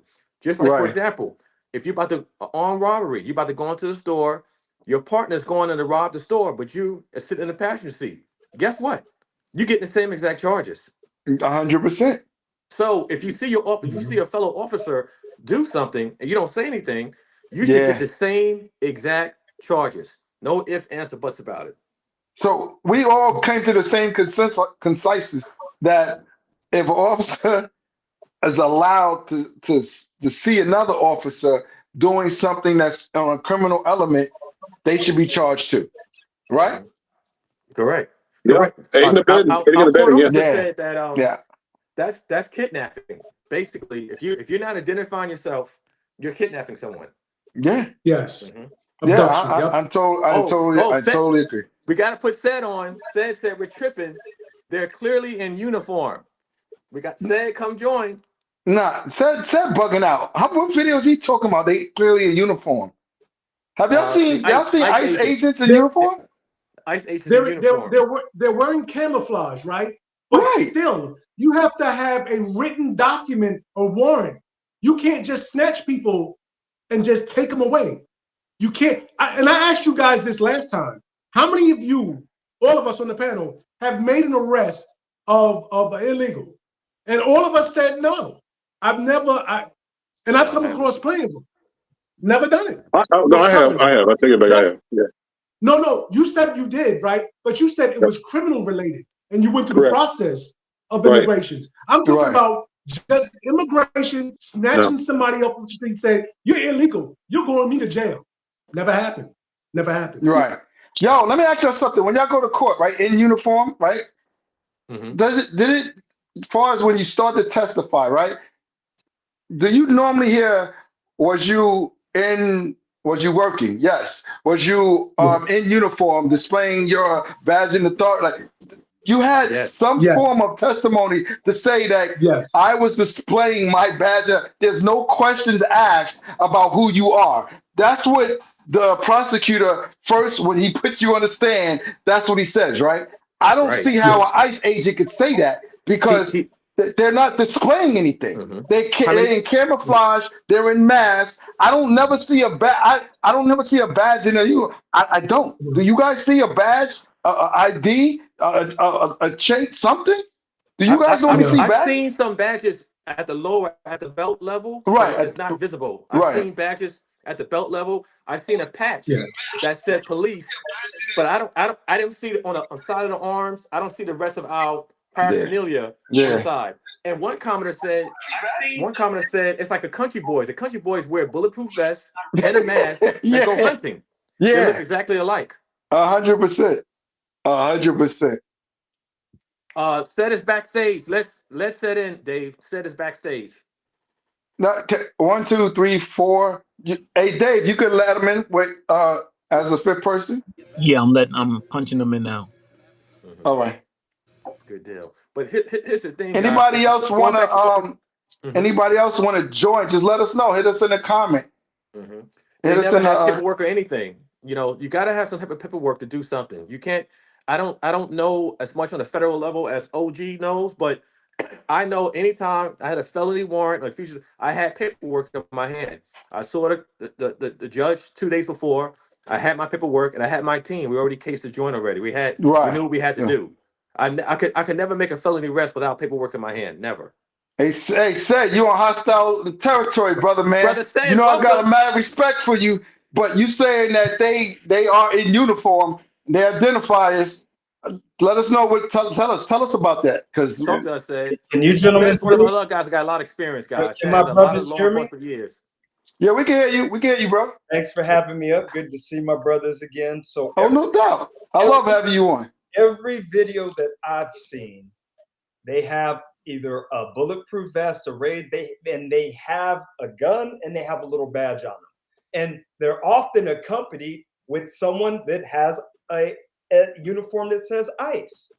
So even some of the guys who just have their raid vest on with their little badge, there are other guys with them that says ICE. Now I don't know how y'all do it on that other end, but on the west side, I've jumped out of plain unmarked cars in blue jeans and tennis shoes. And as long as I had my badge and something that identified me as a police, I don't need to give an explanation for a whole lot of stuff, right? Would you have a chain on with the badge in front, easily identified? I usually had it right next to my firearm. Oh, so on your belt. Correct. Okay. Okay. I haven't seen a ICE agent look any close to that. Like, did you guys seen ICE agents looking like that? Tone, Shane? No, no. I want to know, like, I've never seen anybody's name on any uniform. There's always a name on every uniform I've seen that's legit. And when somebody asks you what your name is, you would tell them. You don't know the agency or nothing. It's so mysterious. Your face is covered. Hey, Tone. Hey, Right. Tone. All right. Yes. You was a detective. You did most of your career as a detective and a gang unit. So you did a lot of plain clothes, right? So Correct. you probably didn't have a name tag on, but you had a badge either on your chest or on, like said, your waistline to show who you are. And if somebody asked, you had no problem telling them who you are, correct? Correct. I had my chain on. Right. I had a raid jacket that Right. identified my department, my badge, and when my face was never covered. And when they asked me who I was, in fact, here's a card, but I would tell you who I am. Okay. Have you seen ICE agent present themselves similar to that or close to that? No, no. Shane? No. I haven't seen it. No, I haven't. OG? No. Okay. Ted? Can you hear me now? I said, Yeah, we can hear you. Go ahead, brother. The videos I see, I mean, they are in uniform, that little badge or whatever. I mean, I see what you guys are saying. Hey, well, these guys have their face covered. Now, I kind of go back and forth with the face covering because I think depending on what you're doing, you might want to hide who you are. I mean, they are putting people's information on the internet, and now their families and things have to worry about that. So, I mean, So as a law Said, enforcement the only time I had officer, my face. Okay, go ahead. I'm sorry. Go ahead, Joe. right? That's what I was getting at. So as a law enforcement officer, are we subject to the same scrutiny? That's a part of the job, right? correct. Okay, On so that to you say, agree Joe, with face covering, Seth?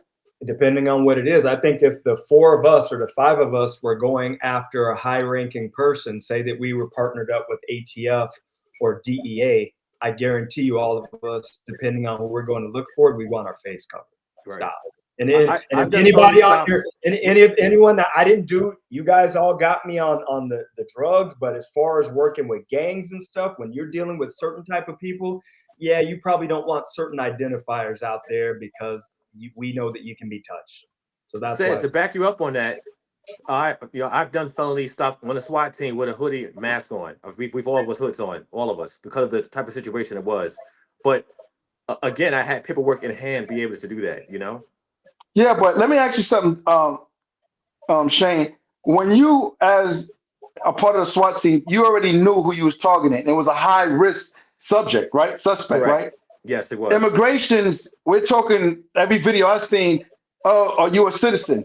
Does it look like these guys are targeting high risk individuals. So I hear this argument all the time from people who, I guess, from the right. They act like every person that fucking ICE come in contact with is El Chapo.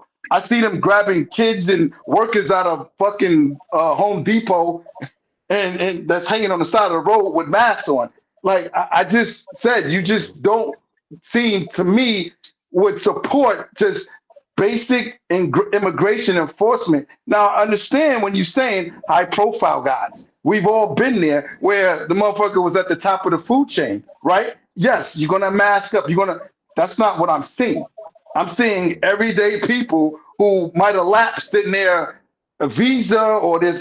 I haven't seen anybody that get caught that says, "Oh, he's the capo of MS-13." I haven't Question. seen that yet. Well, Question. according to the news, Joe, it seems like they're arresting a lot of ones as part of that. But we also seeing where there's just regular people whose visa has ran out or overstayed their welcome, and they going hard on them. I think that the same type of way they're going against a high risk person, they're doing the same thing with regular illegals. And I think there has to be a difference to differentiate between the two. I can understand what they're doing, but I think the tactics could be done a lot better. I don't think that if you're going out for someone who's illegal, you have to have a mask on. I'm in full agreement with a high felony warrant or someone at the top Right. of the food chain. I'm Hmm. all for it. But persons like you and I don't see the danger in having a mask on. If I'm doing something lawful and I have federal policies back me up? I don't need to have a mask on if I'm doing it in the correct way. OG, what do you think? I think that they're taking advantage of the situation and circumstances, and they're using excuses. Technically speaking, when you're representing the law enforcement agency, and for some of us, there's justification. If you spend a lot of time undercover and you're in a certain area of town, you may have to wear a mask. I've never worn one myself, and I did a lot of undercover work. But in this situation where they're even masked in the courthouse. I'm sorry. There's some things that you just got to do as a professional. And in this situation, they're actually acting like hoodlums and thugs. There's no different. They're no different than the gangsters that I saw in Oakland, California, back in the '80s. That used to snatch folk out of cars and just take them place and kill them. I'm just being serious. What they're doing is a dereliction of duty, if you ask me.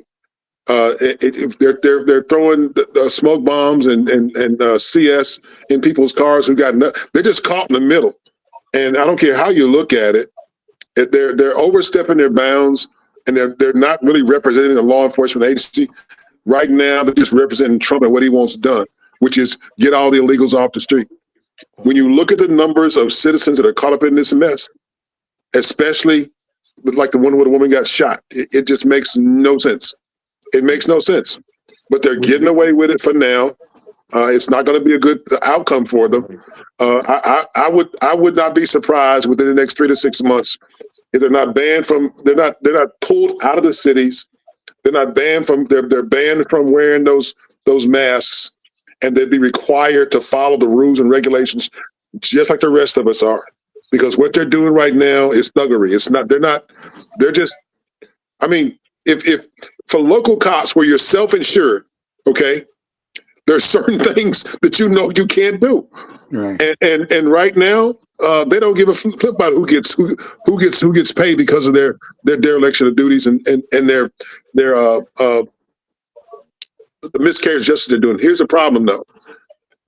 Unless they're charged by the state, whatever they do that's taken into federal court is either going to get dismissed or Trump will issue a blanket pardon for everybody for everything they've done. The only thing they can't pardon them from is civil liability. The Guys, criminal I'm waiting liability. for the chat. OG, let me say this person said this. He said you guys are treading on dangerous ground, basically telling people to drop a clip shooting at law That's not what we said. But We're go not ahead, saying Shay. that. We're saying go to jail. Take your behind to jail. Don't fight nobody. Right. We've Don't been fight telling you to nobody. take your fight to the courtroom Yeah. from Every video. Take your fight to the courtroom. But I'm a go ahead, living said you witness. had Go to something to say. jail. I'm a living witness. Go to jail. Hey, said, go ahead. You had your thumb up. Go ahead. You had your finger up. Can you guys hear me? Yeah, we can I hear you. actually wanted to Yeah. ask OG or anyone, because I've never worked with the feds. Does the feds have some type of policy Mhm. where they can actually wear masks or whatever? Can they do that? Because I know obviously on the city level and state level we don't do that, but is it something that the feds are able to do? When you're engaged in undercover activity and you're concerned about your identity. Okay, so an example. I was undercover to a guy for 2 years. And when we went into the area where I was undercover at, and we were buying, I didn't buy dope, and I stayed inside the truck. I didn't anticipate any arrests or anything like that because they knew me in that area. Now, that's a smart thing to do. But yes, there's certain circumstances where felt like you need to hide your identity, then you should do it. And I'll say this: there's consequences sometimes. You know, I had a guy that I prosecuted, convicted, and then about 3 months later, his sister sees me in a parking lot and she starts going off the deep end. And in instances like that, it's almost worth it to wear a mask. But unfortunately, I was in trial when she saw who I was. But yeah, under certain circumstances, we've had guys who have worn masks to hide their identity, especially when that doesn't say it this way. There are so few blacks do what I do doing my job as a DEA agent. In some places, you had to be covered because the likelihood that they would know who you were on a just a personal basis was very high. So a lot of guys would wear the masks when we went out to do arrests and stuff, so folks wouldn't know who they were. They wear the ski mask, so you couldn't see their face. But it's Right. few and far between. Joe, they said that you had said if someone run up on you with guns and a mask, that you're gonna drop a clip. Can you clarify that for our viewers?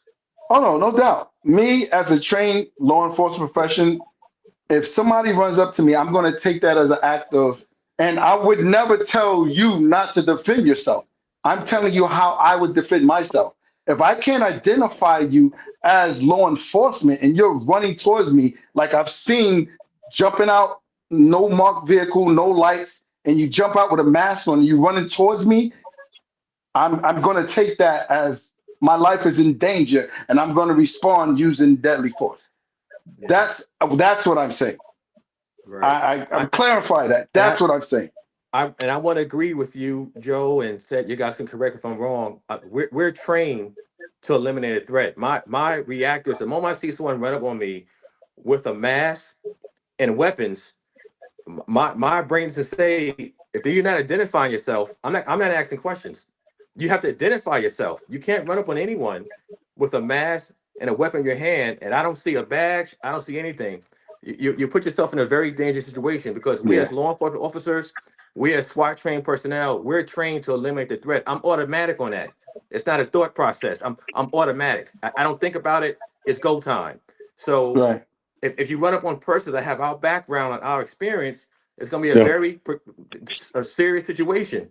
You know, without you identifying yourself, come with masks. We got the Proud Boys doing it. We got Antifa doing it. Sometimes we got the young boys with black masks and stuff on. Anybody can buy a uniform. Anybody can put Yeah. a patch on. Anybody can wear. I can do the same. I got my old BDUs.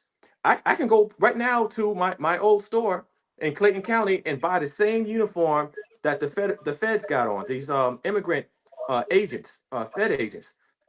I'm not one, but I know how to put the garb on real quick. And let You me know, share so and let me share something with you, right? I went to undercover school, right? And one of the things that we was taught, right, doing we had 1,000 scenarios to go through. You had the option to have your firearm on you or not to have your firearm on you. But it made it very clear because you go in with a certain mindset and you don't take account for the things that could possibly go wrong. And as soon as I went in with a firearm, the attention was totally on the firearm. So I had to actually now create that as a possible means of now I got to talk about why I got a firearm. But in each scenario, they will tell you. And these guys was veteran UCs, undercover officers. They say the last thing you want to do as a black officer with in another jurisdiction is to have a firearm on you. Because if you had a fire on you, and they said, I'm not being racist, more friendly fire happen against black officers versus white officers. You have to be careful having a firearm on you as a black officer because once the takedown comes, if you have a firearm on you, you subject to be in the line of fire of officers responding to that incident. And they said, I'm not being racist. I'm just telling you the numbers, the facts. The facts is more black officers get friendly fire against them than white officers. That's a So, fact. and I'm saying this to say we got to be careful. It's not a one blanket fits all. You got to take that in account. How people see a black is different from how people see white. And a black guy out of uniform with a gun is a huge threat to law enforcement. So you got to be careful. And I'm not saying this for you to go out and just start shooting up people. That's not what I'm saying. You have to defend yourself. Just you got to be careful on how you defend yourself. I've seen people, right, who's been robbed, right, and defend himself during the robbery. The responding officer gets there and starts shooting the guy that is defending himself. You don't see no identifiers on. All you see is a guy defending himself, and he has the gun. Versus black, white guy survives the encounter a lot more percentage. This is factual than a black guy do. So I was told by veteran officers who've been doing the job a very long time, and it was from most of the instructors was white. A lot of guys who went undercover and they did a lot of bikers in undercover work. Really good guys. I give them tremendous props for keeping it real. They said you need to be careful because I could get away with shit that you couldn't get away just because of our race. And 100%, that's what it is. So Lost a good friend in Memphis behind that. A good what friend you of mine say? in Memphis was.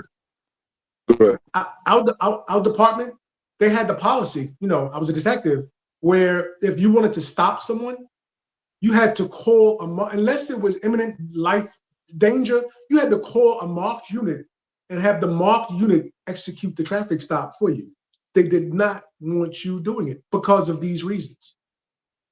That explains it. Go ahead, OG. What you were saying? I had a good friend who was a major in the police department in Memphis, Tennessee. Actually, I use his last name as my undercover name. His name was Rufus Gates. He was with his family. Something happened. He ended up having to pull his gun on in a situation on the street. He called for backup. The young police officer came, and because he saw Rufus holding the gun, he shot and killed him. So he was killed by one of his own because the kid didn't know who he was. Mm-hmm. And he had a suit on, and his family was with him. He got killed right in front of his family. So you don't really think about those situations, but that's what happened to him. You can Google it; it'll come up. It was a struggle for us to accept that this happened to this guy. Great guy. He was a fantastic officer. He rose to the ranks, and something happened. I forget the situation exactly, but he took control of it, and he called, or maybe he didn't call for backup. Maybe the kid saw him with his gun. I believe saw him with his gun and assumed he was the aggressor, and he was not. And instead of him asking questions or asking him to drop the gun, he shot right away.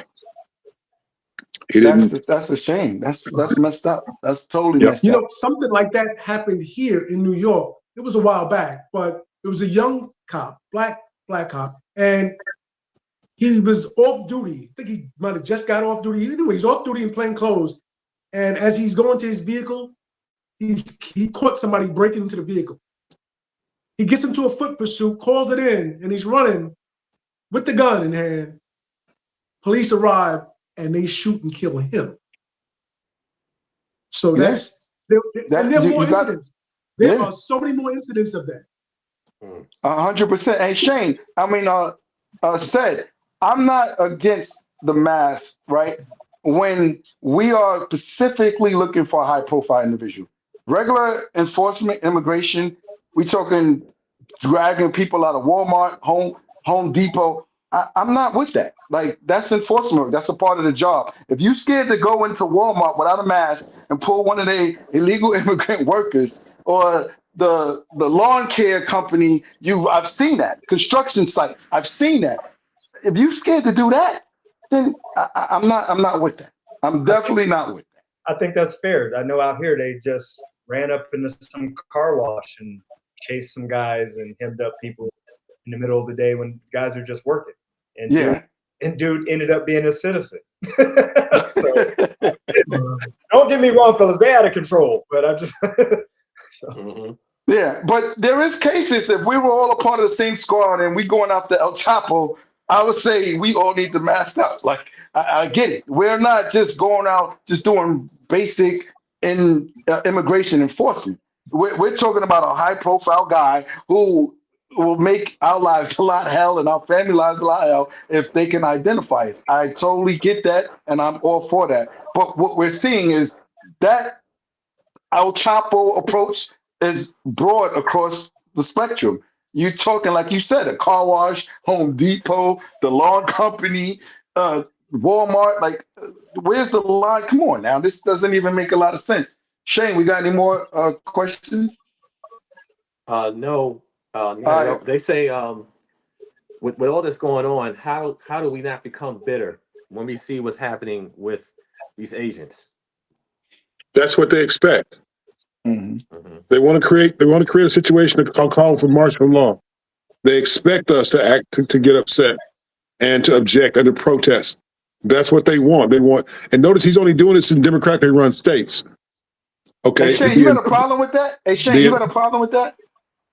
With that. Which one? Which brother? Where, like what OG said, why is he only targeting Democratic states? Because it's becoming a political. It's not, I'm just out here enforcing law. I'm only sending ICE to Democratic states.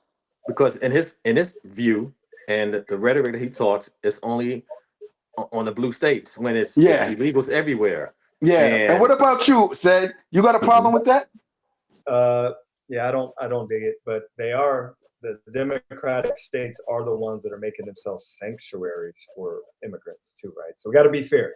I'm not okay with it, but you don't hear any red states or red cities saying, "Hey, we're not going to uphold things." You only hear the Democratic places saying that. we got another officer that joined. Officer Craig Long said, "Lock Don Lemon up." Who said that? Officer Long. He's not an officer, bro. Who's this? Craig Lawn is not an officer. Oh, that's He's a former incarcerated prisoner. that's Like But for real. Joe, Greg is not an officer. Oh, okay, No, okay, he's okay. Joe, not. no, I just want to reference.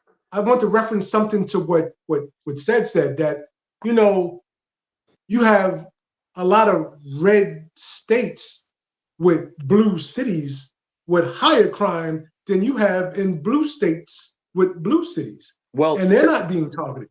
the So there's a chat problem. said the chat said that he's targeting sanctuary cities and that the Democrats are refusing to work with ICE. What's your guys' views on that? I agree. Like I said, I don't agree about how things are going down, but yeah, that's why I was saying that. I can't even see the chat, but that's what's happening. Mm-hmm. So you feel like he's targeting sanctuary cities and trying to clear them out and then go from there, said? I mean, he probably won't come here just because of the power of California, but he'll probably mess around everywhere else. Mm-hmm. And what are your thoughts, guys, on the Democrats are refusing to work with ICE? That's why we're seeing this thing that's going on. What are your thoughts on that? That's from the chat. I just heard something. I heard something recent, right? Where one of I can't remember if it was the mayor or the police chief in Minnesota was saying when an individual comes in to the system in the jail, they are notifying what's going on with ICE when they're illegal. Hey, I got a question for the panel. I don't know. I don't know where there's a problem at. I mean, how are they protected? And I think that was always a normal process. If you get arrested as an illegal and you come in, You go through the process, and then I think you have a legit reason right there and then to actually address the situation with the immigration. Right. So I don't understand Hey, where and why there's a problem. hey, I have a question for the panel. Let me present this to you guys. When this target of enforcement for immigration, right, it was sold to us, right? And I'm all for it. Criminals, the more violent ones. So we're attacking the criminal element. So said it was like, okay, sanctuary city. Do you have a problem with immigrants, or do you have a problem with the criminal element that comes with immigrants? Because you got a lot of immigrants, right? That's hardworking people. Are we mad at them, or are we mad at the ones that's causing chaos? You want me to answer? Go ahead, say it. So here's my issue with the whole thing, gents. Especially now doing investigations on the civilian side, that we are very inconsistent of who we're going after, if y'all know what I'm saying. So just a few months ago, Orange County Sheriff's Department was serving a search warrant on an employer that I went to. And come to find out, what they were doing, fellas, is they were hiring undocumented intentionally. And then what they were saying is, okay, you don't get paid 100% of your wages. We're only going to give you like 40% of your wages. 60% is coming back to the company, and if you say something, we're going to contact ICE. So when I hear situations like that, I'm like, well, they're not running up into these corporations and these companies that are doing this, but then they're snatching people, going to court and things like that. So, gentlemen, that's my dealing with it on the civilian side and seeing how employers are taking advantage of these people in the system is where I have an issue with the inconsistency. So, Hey, Tone, what you say about that? No, I agree with him, but there's a problem on every spectrum, and that needs to be addressed as well. You know, get those employers who are doing that. But and Tone, do you have a problem with immigrants, or do you have a problem with what was sold? I have a problem the with criminal element. Criminal immigrants. That's what I have a problem with. But that's not. We're talking to everybody. We're not just targeting just criminal immigrants. No, the more you're right, ones. Joe. But even if you come in possession with a criminal element, he still has to have due process. They said you got something to say about the due process. I agree with them, but I would say that technically every person who's here illegally would be considered a criminal. But I do understand you guys are saying high risk, dangerous people, not just people that cross the border that are here working. So I get it. Do you disagree with that, or do you agree with it? You disagree with that, or you agree with it? Do I say the question again? Do you have a problem, right, with just immigrants, period, or are we talking about what Trump sold us? The murderers, the rapists, the immigrants that come over that's causing havoc, not the guy that works at Home Depot sitting outside. I'm consistent. I have issue with illegal immigrants, period. Okay. So let me piggyback off of said. I have to agree with that, because with illegal immigrants, there's a lot of resources that's being taken from us as Black people. We march for the civil rights, all this other stuff as far as illegal immigration. If you break the law, no matter how big or how small it is, you broke the law. But these illegals, you see what's happening in Minnesota with the Somalians. They're daycare centers. There's nobody there. So illegals are taking the resources from people like you and I. And if you go through the system properly and you become legal, hey, more power to you. We had to fight to get that ourselves. But to come here illegally and take our resources, that's a problem. Hey, Tone. Now, if they come here illegally and take the resources, now you got a criminal charge. So you charge them criminally. Nah, but hold on, Tone. There's a lot of jobs that immigrants take that the average American is not going to take. Florida got crippled in the fruit industry. But Joe, here's the thing. Here's the thing. Like, it's crazy. So are they really taking the resources from those jobs that Americans won't even do? Joe, the answer is yes. And let me tell you why.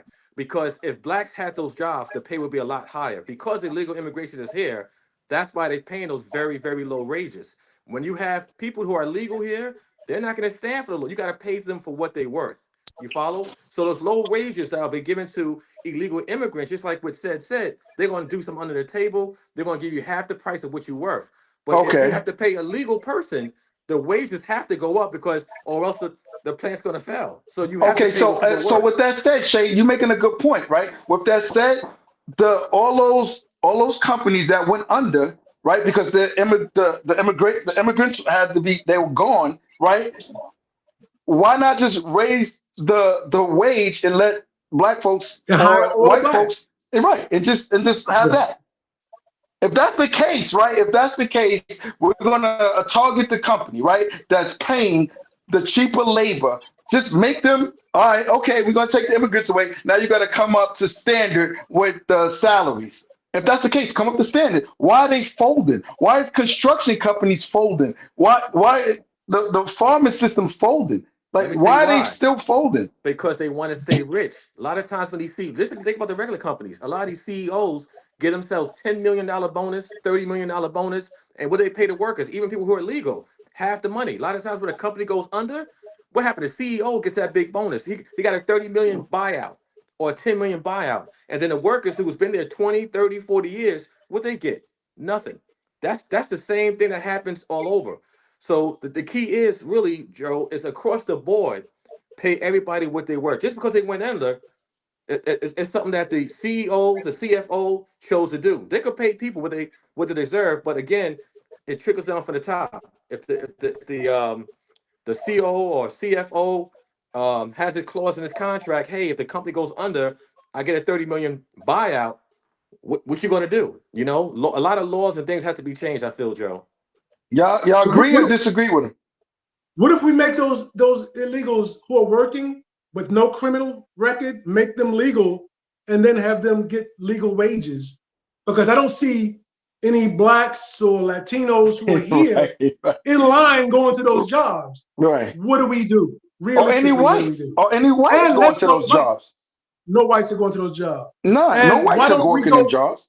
why don't we start charging and arresting the employers who are doing that? And we know who all the employers, what race they are. So how come we don't go after them as well? Said, That's a said good you got. point. Those are your lobbyists and people paying the money into the politicians. That's why. Yeah. Question. Yeah. It's all about Yeah, the money. Follow the money. 100%. Yo, my phone's about to die. We got another video to do before we shut it down. Get a plug. Yeah. Get a plug. Plug it in. Yeah. Let's do this video real quick before my Come phone on, Joe. dies. Use your resources. Get that plug. Plug it on in. I need an immigrant to give me a fucking tour. I just hope you pay them the right wages. I don't want nothing to show.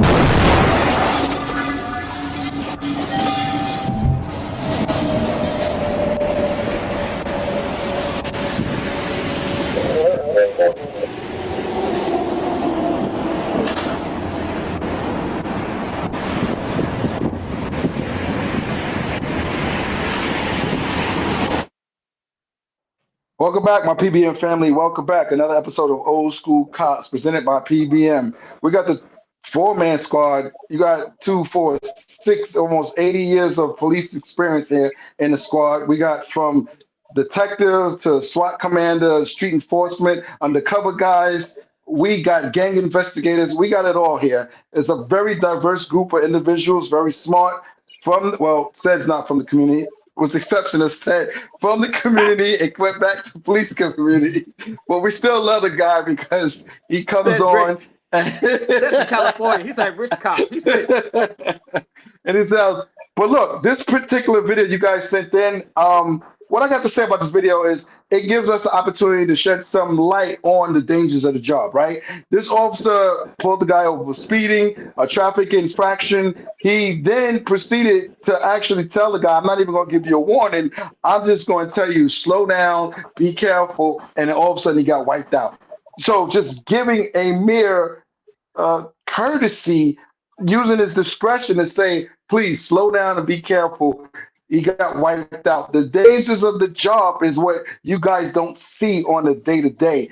During training, during our experience, we see this. So when an officer responds a certain way, don't be so quick to judge him. I'm not saying every officer does everything like they supposed to, because we've seen videos when they don't. But try to understand a little bit. Give them a little bit of leeway when it comes down to trying to understand the police officer. Don't say, if that was me. You're not the cop. You're not the police officer. To say that was me, you never walked in the officer's shoes, so you're not going to understand what that officer's thinking. Officer safety is really big. And when it comes down to certain things, the officer might tell you, come step out the car, come to the back, come to the right side. And you thinking he's just messing with you. There's a safety factor that he's doing. You may not understand it. Just listen. A bad officer will reveal himself real quick. And I see people time and time again, before the officer even makes contact, they're on 1,000. They're already ready to argue, ready to just knock everything the officer down. A bad officer will reveal himself. Okay, treat people like you want to be treated, and a bad officer will present himself real quick, real fast. Most of the guys out here do the job right and allow them to do the job right. So listen, that's my take on this video. Said, tell us what you think. Thank God that he was did a passenger side approach. Yeah. That's the first thing that I was like, it's a good thing, because did he end up being okay, or do we know? Yeah. Okay. Yeah. If he would have did that driver's side approach, He'd have been killed. yeah, that was the first time I was like, man, as bad as it was a good thing that he was on the passenger side. So That is definitely true. Go ahead, Shay. Yeah, I gotta agree. What the officer did was excellent. He tried to give somebody a break. You know, it's very dangerous when it comes to this type of traffic stop. Traffic stop is always dangerous. But this is just another case for officers. As I was doing further research, Joe, on this case, what happened after the crash had happened, they delayed and rendering aid to the young man that was in the car. So there's going to be a lawsuit that's going to be ensued after this. What happened, they attend to the officer first, and it was about another 15, 20 minutes before they got to the car. So there's Ah. there's going to be a lawsuit coming from this. So if you're a new officer, if you're brand new, make sure our goal is to protect everybody that's on the scene, not only our fellow brothers, but also the potential suspects there. You know, they come out on our control also. So we got to be careful of that. We know we got a lot of good officers out there doing doing an excellent job, but we got to make sure we take care of everyone at the crash site. Once we call that bus in, we got to make sure everybody's good. 100%. Tone, shut it down. Yeah, no, it's unfortunate, but and whether the good officers out there doing the right thing is sad, but more officers are going to get hurt, and even some are going to lose their lives doing the right thing for the communities, for the citizens. Whether it be, and we've seen the videos where they encounter somebody, and next thing you know, a tussle's going on, or it's a drunk DUI, and they get struck, or it's inclement weather and the person loses control. So, hats off to these officers. They put their lives in grave danger in certain situations. So we need to respect them and comply, especially when those situations like that are really intense. Hey, the OG's back. We took a nap. Morning 4:30. But I can't leave this kitchen dirty, man. I'd be in trouble in the morning. You know what I mean? Yep. Even though I get up before she get up, when I get home, I get told. The OG's. I thought you took a nap. No, man, just trying to get myself together. But realistically, this job is the law averages, and unfortunately, many of us are blessed to go through our careers and never have anything happen. I was in 13 accidents just after 3 years of service with the Memphis Police Department, working that midnight shift. Yeah. It's a dangerous thing, and unfortunately, the drunks don't care what kind of car you're driving. They just run over you. I think eight out of the 13 accidents I was in, it were drunks that ran over us. And one time we were just came out of the precinct. The guy got fast with the blue lights and ran to the back of the squad car. It's a dangerous part that you can't avoid, and you can make an effort to try to be as cautious as you can, but you never know when your number's up. The thing that you got to remember is this, and I'm serious about this. Those of us who carry badges and guns and are people of color, we're at an advantage because at least we know when these circumstances occur that we can take care of ourselves. The likelihood that you'll be in confronted with law enforcement as a black man is 8 out of 10. 8 out of 10. And unfortunately, most of the time it's not a good outcome. So when you got that badge and that gun, it kind of changes a little bit because now you know how to handle yourself and address it when there is a law enforcement contact. Most folk, they nut up, and I'm not gonna lie to you, they just nut up, and it's not good. So we have to take it with a grain of salt, but know that it's our responsibility to handle our business the right way, even when one of us goes down. We still got to handle our business the right way, and be cautious about that because, I hate to say this, but I'm just going to say it. I was in Memphis when 2 police officers were kidnapped. One was tortured to death. The other one got away. I lost some good friends because they felt like it was a racist situation. If you ever get a chance to read about the kidnapping in Memphis back in the 80s, let me tell you something. I lost some good friends because they didn't understand it's not about black anymore. It's about blue. And I'm saying that and being honest with you. It's about blue. When you're wearing that blue, you're a different person, even when you have black skin. So we have to be conscious of that because been to a whole lot of funerals, y'all. Been to a whole lot of funerals for various reasons. But many times we know that most of them who left here didn't have to go. So we have to be careful. Good work, OG. Agree with you. Wow. We can't hear you, Joe. Can't hear you. Y'all heard it from the OG. Please be safe. Don't argue on the side of the road. Take your fight to the courtroom. You will lose, hands down, on the side of the road. Right or wrong, whether the officer was justified or not, you're going to lose. Please take your fight to the courtroom and see you next video. All right, I got to go, y'all. It's getting late. All right, OG. Thanks. Appreciate you. All right, man. I'll holler at you later.